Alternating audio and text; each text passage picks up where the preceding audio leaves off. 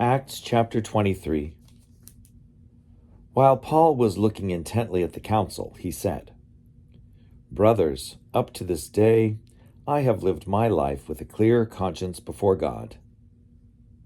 Then the high priest Ananias ordered those standing near him to strike him on the mouth.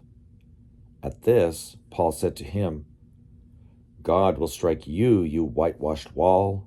Are you sitting there to judge me according to the law, and yet in violation of the law you order me to be struck?" Those standing nearby said, "Do you dare to insult God's high priest?" And Paul said, "I did not realize, brothers, that he was high priest, for it is written, 'You shall not speak evil of a leader of your people.'" When Paul noticed that some were Sadducees and others were Pharisees, he called out in the council, "Brothers, I am a Pharisee, a son of Pharisees. I am on trial concerning the hope of the resurrection of the dead." When he said this, a dissension began between the Pharisees and the Sadducees, and the assembly was divided. The Sadducees say that there is no resurrection or angel or spirit, but the Pharisees acknowledge all three. Then a great clamor arose, and certain scribes of the Pharisees' group stood up and contended. "We find nothing wrong with this man. What if a spirit or an angel has spoken to him?" When the dissension became violent, the tribune, fearing that they would tear Paul to pieces, ordered the soldiers to go down, take him by force, and bring him into the barracks. That night the Lord stood near him and said, "Keep up your courage, for just as you have testified for me in Jerusalem, so you must bear witness also in Rome." In the morning, the Jews joined in a conspiracy and bound themselves by an oath, neither to eat nor drink until they had killed Paul. There were more than 40 who joined in this conspiracy.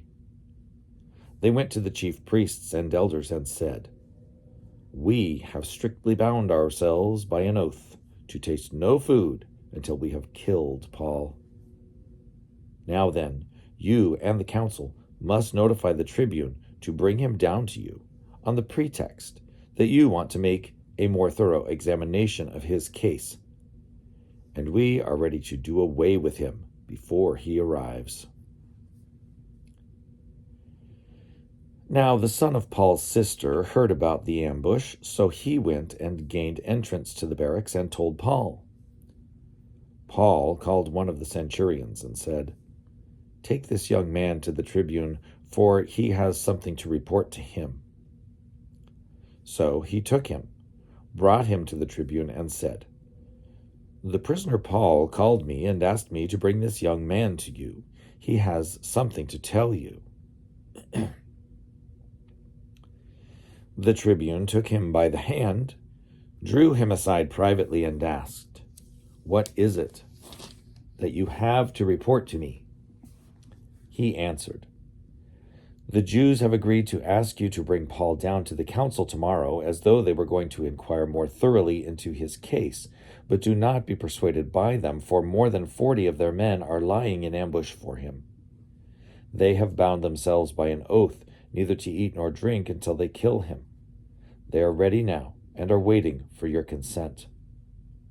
So the tribune dismissed the young man, ordering him, "Tell no one that you have informed me of this." Then he summoned 2 of the centurions and said, "Get ready to leave by 9 o'clock tonight for Caesarea with 200 soldiers, 70 horsemen, and 200 spearmen. Also, provide mounts for Paul to ride and take him safely to Felix the governor." He wrote a letter to this effect: "Claudius Lysias, to his excellency the governor Felix, greetings. This man was seized by the Jews and was about to be killed by them. But when I had learned that he was a Roman, I came with the guard and rescued him. Since I wanted to know the charge for which they accused him, I had him brought to their council. I found that he was accused concerning questions of their law, but was charged with nothing deserving death or imprisonment. When I was informed that there would be a plot against the man, I sent him to you at once, ordering his accusers also to state before you what they have against him. So the soldiers, according to their instructions, took Paul and brought him during the night to Antipatris. The next day, they let the horsemen go on with him while they returned to the barracks. When they came to Caesarea and delivered the letter to the governor, they presented Paul also before him.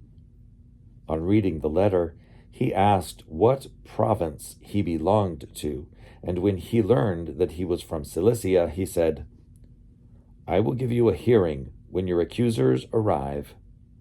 Then he ordered that he be kept under guard in Herod's headquarters.